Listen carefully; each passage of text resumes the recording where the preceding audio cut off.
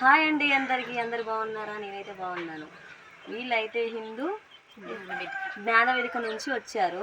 హిందూ జ్ఞానవేదిక నుంచి వచ్చారు. వీళ్ళందరూ టీమ్ వర్క్స్ చేస్తారు. ఫ్రెండ్స్ చూడండి, వీళ్ళు త్రైత సిద్ధాంత భగవద్గీత ఇట్లా మనకు ఒక బుక్ తీసుకుంటే మనం దేవునికి ఏదో సహాయం చేసినట్టు భగవద్గీత అనేది నేను తీసుకుంటున్నా ఫ్రెండ్స్. నేను వీళ్ళ నుంచి కొనుక్కుంటానా అట్లా నాలాగా మీరు చాలామంది తీసుకుంటే మనకు తోచినంత మన జ్ఞానం పొందొచ్చు.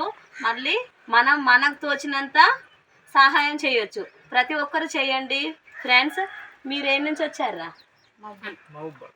మహబాద్ అంటే మీది మందిరము అనంతపూర్లో ఉంది. కృష్ణ మందిరం అక్కడ నుంచి వచ్చామన్నమాట. అంటే భగవద్గీత అంటే సృష్టి రహస్యం, మన జన్మకు గల కారణం ఏంటి, మనం ఎందుకు జన్మించినాం, ఈ రహస్యాన్ని తెలుసుకుంటాం అన్నమాట. మొత్తం టోటల్గా భగవద్గీత అంటే భగవంతుడు గీసినటువంటి గీత హద్దు. ఈ ప్రతి శరీరానికి ఒక హద్దు ఉంది కదా, ఆ శరీరం లోపల జరిగేటటువంటి విధానం అంటే ఏం జరుగుతుంది, ఒక శరీరానికి రోగం ఎందుకు వస్తుంది, ఇంకో శరీరానికి ఎందుకు రాదు, ఆ విధానం అంతా కూడా మనము ఇంట్లో కౌల పిల్లలు పుట్టినప్పటికీ కూడా ఆ కౌల పిల్లలకైనా కూడా తేడా ఉంటుంది కదా.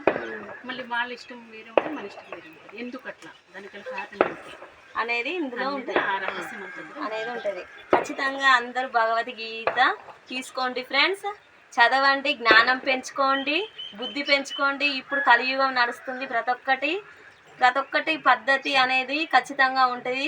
త్రేతాయుగం, మళ్ళీ యుగాలు అంటే నాకు అంత క్యాష్ నాలుగు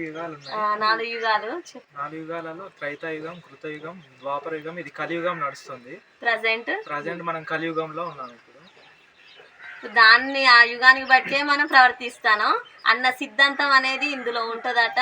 ఖచ్చితంగా చదవండి. Thank you friends. లైక్ చేయండి, షేర్ చేయండి, సబ్స్క్రైబ్ చేయండి. Thank you, bye.